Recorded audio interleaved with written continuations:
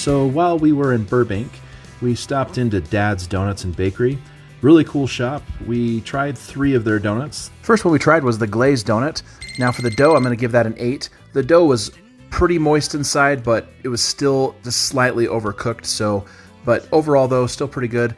The taste, I'm going to give that a 6 because the flavor wasn't quite there. It really wasn't that sweet at all. It just was mostly the flavor of the dough, which really didn't have any flavor anyway. So that one definitely was lacking. The presentation though, it looked great. It looked like a nice classic glazed donut. So we're going to give that a 9 score. Total score on that one's going to be 23. Now for the second donut, we did the old fashioned. Now for the dough texture, we're going to give that an 8 score.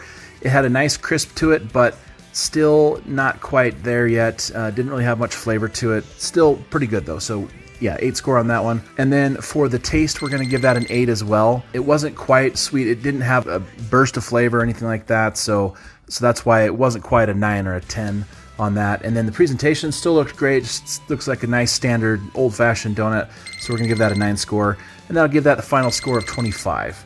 Now for the third donut, which we tried, which was the custard filled, for the dough texture, it actually was slightly, just ever so slightly doughy inside, a little bit elasticy, so we're going to give that an 8 score. Now for the taste, we're going to give it a 7. The reason why is, even though the chocolate was pretty good and definitely had some good sweetness to it, what really lacked was the custard. The custard really didn't have much flavor, and you can definitely tell they probably don't use eggs, from what I can tell anyway. It almost had a powdered milk flavor to it, so I'm not sure what they used to make that. Presentation, it looked great, so I'm going to give that a 9 on that one. Final score on that one's going to be 24.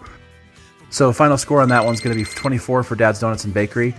Thanks again for watching, guys, and we'll see you next time.